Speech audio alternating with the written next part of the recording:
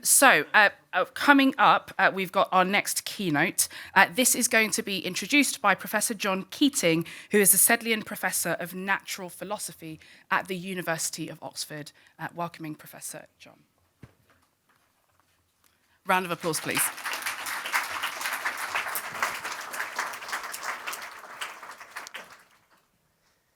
Well, thank you very much. As was said, my name is Jon Keating. I'm Sedleian Professor of Natural Philosophy in Oxford, which means I'm an applied mathematician.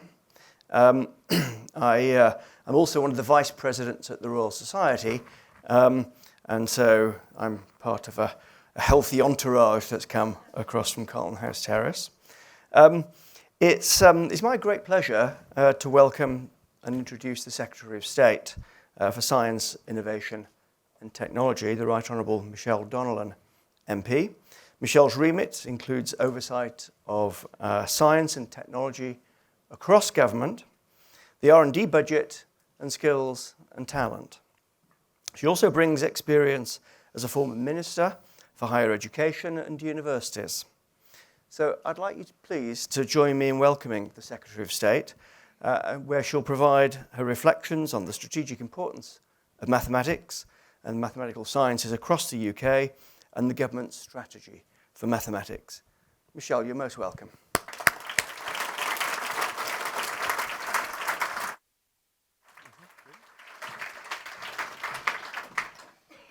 Thank you and good morning. It's a real pleasure to be here at the Science Museum for the Maths Summit, especially when I'm here to talk about a subject that I'm so passionate about and is so close to my heart, and that is, of course, skills.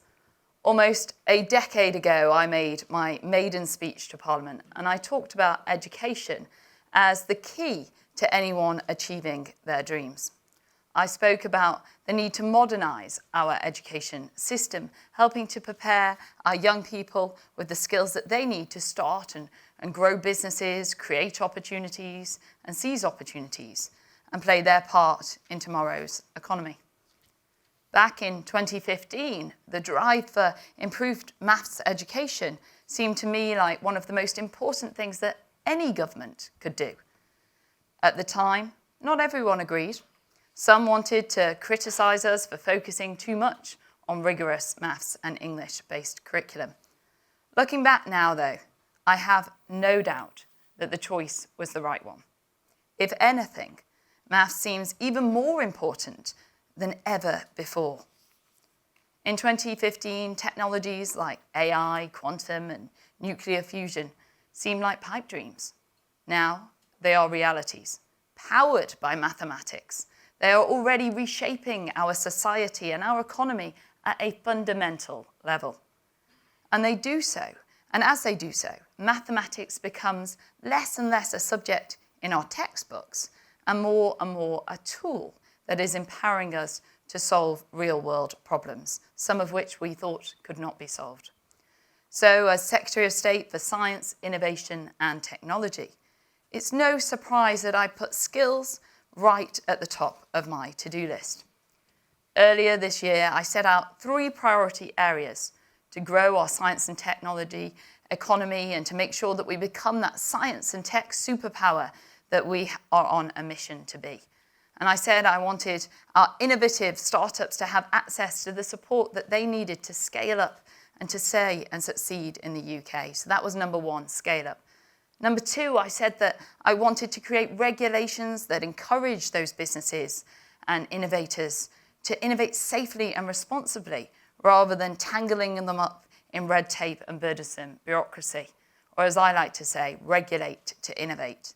And thirdly, of course, I said that I wanted them to have access to a workforce with the skills to succeed in the industries of tomorrow. And thanks to the tireless work of my colleagues in the Department for Education, and especially the Secretary of State for Education, we have seen Britain's schools and skills system go from strength to strength across the last few years, and particularly over the last decade. Between 2009 and 2022, England's position in the PISA rankings for mathematics rose to an extraordinary 16 places. Today, mathematics is in fact the most popular A-level. And with a Prime Minister who's so personally passionate and committed to this agenda, he's already announced and supported plans to ensure that every child studies mathematics to the age of 18 as part of an advanced British standard. And therefore, I believe that we will continue to rise up those rankings even further. And many of the young people leaving our schools will join Britain's trillion-dollar tech sector. For some of them, that will be through apprenticeships in sectors like quantum, where we are actually creating more apprenticeship pathways by boosting training for advanced engineering and technical skills. The new pilot that we've announced today, funded by investing £4 million into the Science Technology Facilities Council, will help to ensure that young people can develop the skills that they need to thrive in the sector. Other young people will take up places in our world-leading higher education system. Right now, of course, we're home to 4 of the world's top 10 universities. Graduates from those universities will have taken their ideas and turned them into innovative spin-out businesses, just like Oxford Nanopore. And businesses today, in fact, employ 40,000 people right across the country in this area. And many of those businesses are focused on artificial intelligence, a technology that perhaps more than any other promises to transform our lives in the future. Our AI market is predicted to grow to a whopping $1 trillion by 2035. But that's only going to happen if innovative businesses here in Britain have access to the right skills pipeline. Now, we are known globally as world-leading when it comes to AI safety. You only have to look back at the record that we have and the work that we did at Bletchley Park. But now, working with colleagues in the Department for Education, I want us to show that same leadership when it comes to AI skills. Just as with safety, the extraordinary speed at which AI is changing means that we cannot stick with the tried and tested. As the technology changes, the skills it requires will, of course, need to evolve too, and so will our skills system. But if we can adapt faster to those changes than any other country, then we can solidify our place as the sure bet for AI businesses to locate and to grow. Skills and safety are not optional extras. They are absolute essentials for our science and technology superpower mission. Building on our reforms to the skills system, which will take each and every one of us, universities, schools and businesses to play their part. Today, we've also announced more than £1 billion in funding to support thousands of UK students to study doctorates in 5 critical technologies. But we're not focusing on universities alone, of course not, because I believe investment in skills can deliver for everyone. In February, in fact, we launched a campaign to drive more people into digital careers, and we want to go even further. With the launch of the Lifelong Learning Entitlement, next year the UK is set to become the upskilling and reskilling capital of the world. And looking ahead, I want to see businesses big and small investing in their own talent. Today, I'm pleased to announce the details of the new AI Upskilling Fund, a £7.4 million pilot to subsidise AI skills training in SMEs. Businesses will be able to bid for one-to-one match funding from May this year, choosing from a wide variety of skills training routes to suit their business needs. At the foundation of those skills, and of course in maths, as recognised by our Prime Minister, by our Education Secretary, and across this very government and by myself, if we want to unlock the potential of any technology, then maths is the language we need to speak. Earlier this year, we announced a National Academy of Mathematics, which personally I find extremely exciting. I see the Academy playing a crucial role in building a bridge between industry and academia, helping to build up the pipeline of skills that is crucial for the UK's leadership. And if we get this right, then I think the potential for British science and tech really is limitless. Because Mathematics is already one of the government's great success stories, and I see no reason why that story should not continue. By doubling down on our investment in skills and backing British businesses, we can lay the very foundations for an economy fit for the future, an economy that creates jobs and improves lives for communities up and down and across our country. And that is how we are going to become a science and technology superpower and turn this mission into a success. Thank you.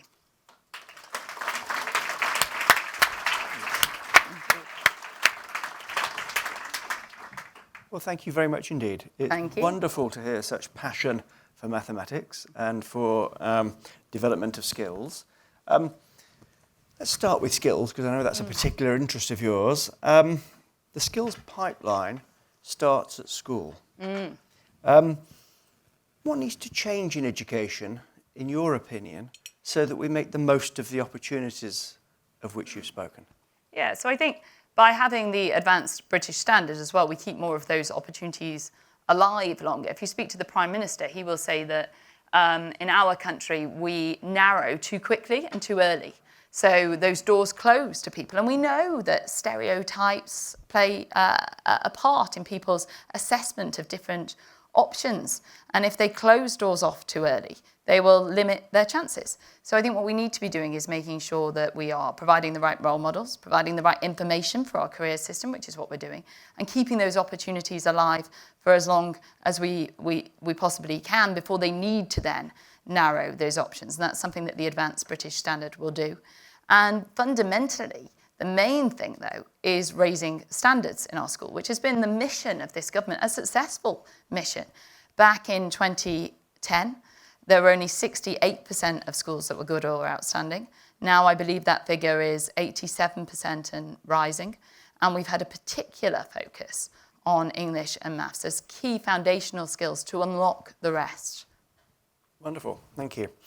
Okay, and thinking now beyond school level, at university level, where many people will hone their skills, not the only place, the world in universities is changing rapidly, and the landscape. What's your view of that? Are you comfortable with the direction of travel, or are there concerns for you? We have, as I said, 4 of the top 10 world's universities here on our shores. We have a great story to tell when it comes to our higher education, and something that we should be extremely proud of. And something that does create some amazing opportunities for people. And I know that only too well. I was Universities Minister for a long while, and I saw the passion and the enthusiasm and the work that goes on behind the scenes, if you like, in our universities. And that's something that I know the Department for Education are playing a leading role in trying to continue to work with those universities and make sure that they continue to succeed. Of course, it's not only universities that offer these routes, and especially apprenticeship schemes. If we look at where we were in 2010 compared to where we are now with apprenticeships, I think it's about 80% of jobs are now covered by apprenticeships and rising all the time. We're one of the only countries in the world where you can do an apprenticeship at any age in your life. And we spoke a moment ago about our school system. And I said about making sure that those opportunities are still open, but that's something that we need to be doing throughout life. And what technology does now in the future to the labour market needs is it means that not only will people do, say, 4 or 5 jobs in their life, they may do 4 or 5 jobs in completely different sectors. So there needs to be much more agility in our labour market. And that's why we have changed and adapted our skill system to be able to be much more agile. And I spoke a bit about things like LLE and the boot camps that we've been doing, so allowing people to reskill and upskill throughout their life. Good. Let me press you a little on that. So one of the things that's come up in previous discussions this morning has been the fact that while some universities are thriving and doing extraordinarily well, others are coming under pressure. Now, these are independent entities. You could say it's up to those universities how they manage their particular in a particular climate. But there is a danger as mathematics degrees close down in some places that I think I choose a term that we heard earlier, that you develop maths deserts. There are some bits of the country or some bits of the socio-economic map where we don't have perhaps the provision that we might once have had. Does that concern you, or is your view that that will just sort itself out in the wash? No, as I said, extremely proud of our universities. We need to maintain them and enable them to go from strength to strength. We work very closely with the Department for Education when it comes to this agenda, given the crossover in relation to research-intensive universities. I meet with the Secretary of State for Education on a regular basis, and we discuss this because they're the ones that have the full oversight, working with the Regulator Office for students of the financial health, etc., of universities.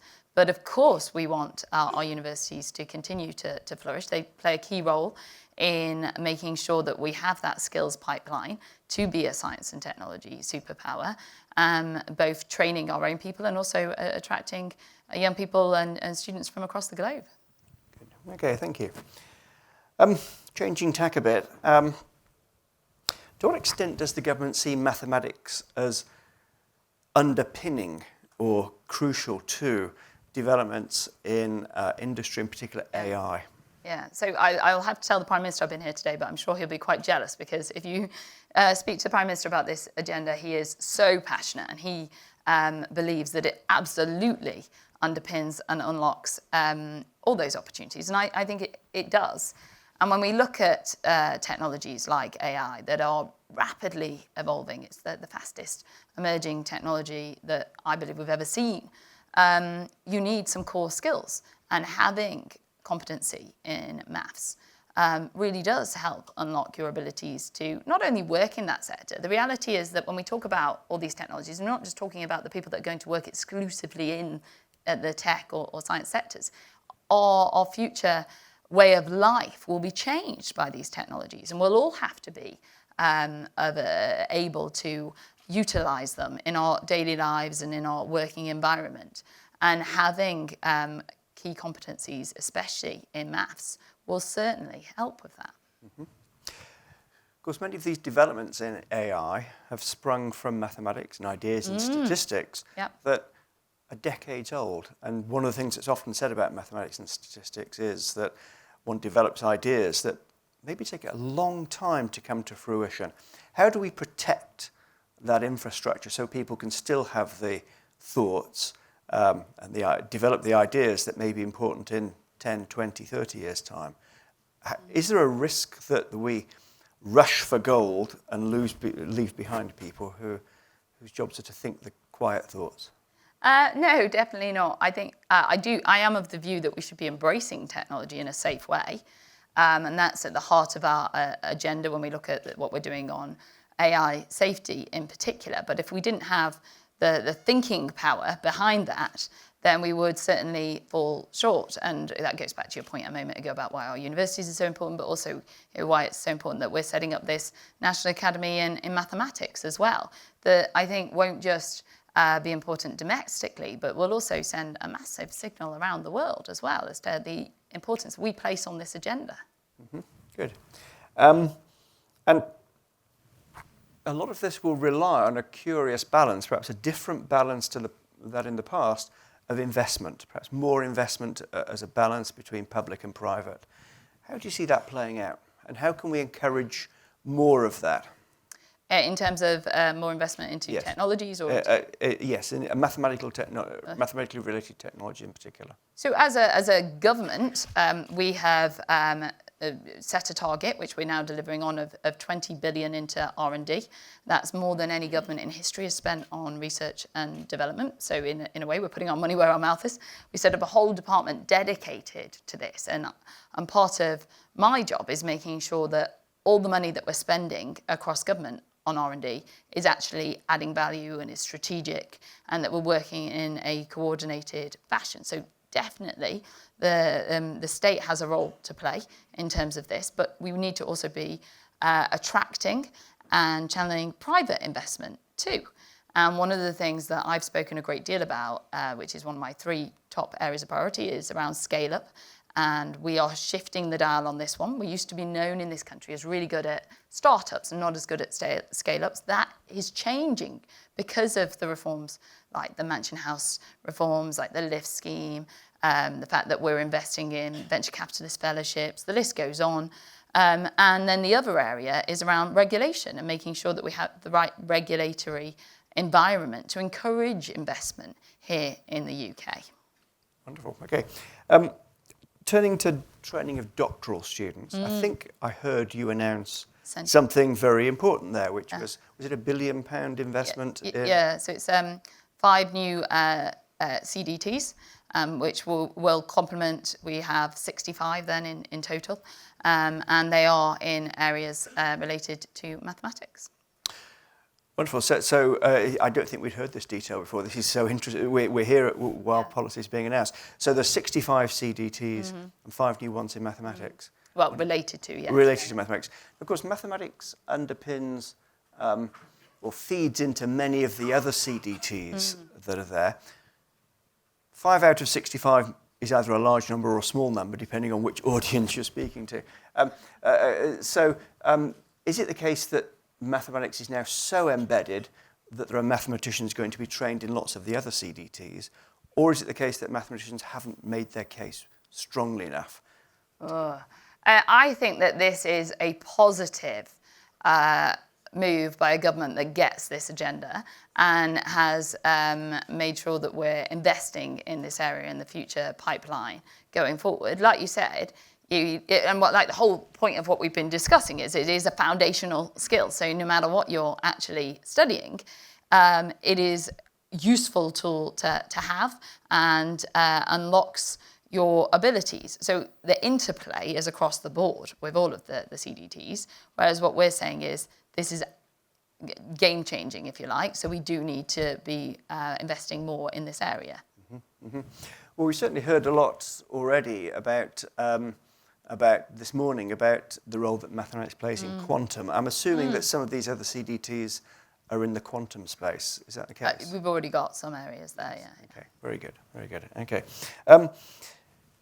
Do you feel the mathematics community articulates its case well enough or sufficiently powerfully that it's getting to the attention of... Obviously, you're passionate about mathematics, and so is the Prime Minister.